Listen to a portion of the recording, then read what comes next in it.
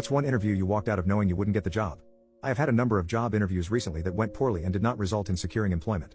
I started to think I needed to do something during an interview to really stand out, be impressive, unique, and highly memorable. I thought it could be risky, but might work out. I came up with the following idea. After concluding the next interview and shaking hands, I start leaving the room.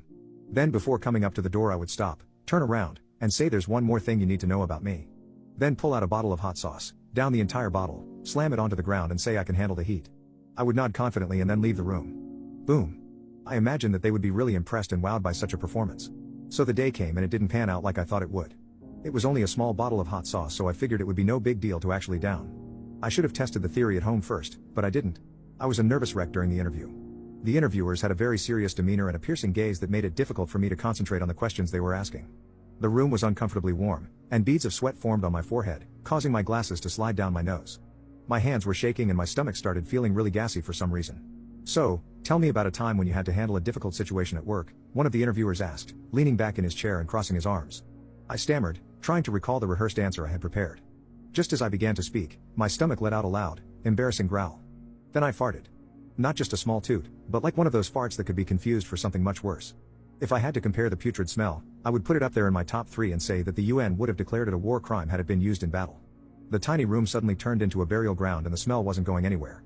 The sound echoed in the small room, and we stared at each other in silence for what had to be the longest 20 seconds of my life. Eventually, I tried to brush it off and pretend like nothing happened. Well, there was this one time when I, had to deal with a, difficult client, I managed to say, my voice cracking. I went on and tried to make up for the heinous act I just committed, but at that point it was an uphill battle. Regardless, I was determined to follow through with the plan. So at the end of the interview, I started exactly as described before.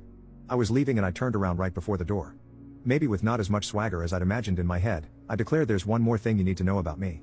I pulled out the hot sauce bottle, almost dropped it, and started to open the bottle. In my head it was all one quick confident motion, like an electric Indiana Jones, but instead I fumbled around and had a tough time getting it open. It felt like a nightmarish eternity but was probably only about 20 seconds. Enough time for one of the interviewers to ask me what I was doing. I didn't answer directly.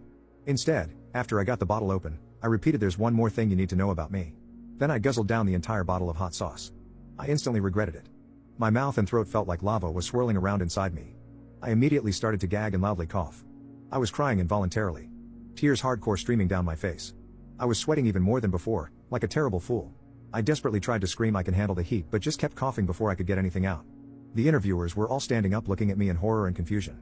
A few seconds before I threw up all over the floor I knew it would happen, but I tried to hold it back. I couldn't. I threw up all over the floor. It hurt as much on the way out as it did on the way in, if not more so. The vomit felt like flaming barbed wire shredding its way through my neck. I should mention a disturbing amount of fiery mucus was also leaking out of my nose uncontrollably. After I finished throwing up I could not bear to look at the interviewers. I hoarsely mumbled an apology and started to stumble as quickly as possible out the door. I had never been more ashamed in my life. Safe to say I don't think they'll be calling me back anytime soon.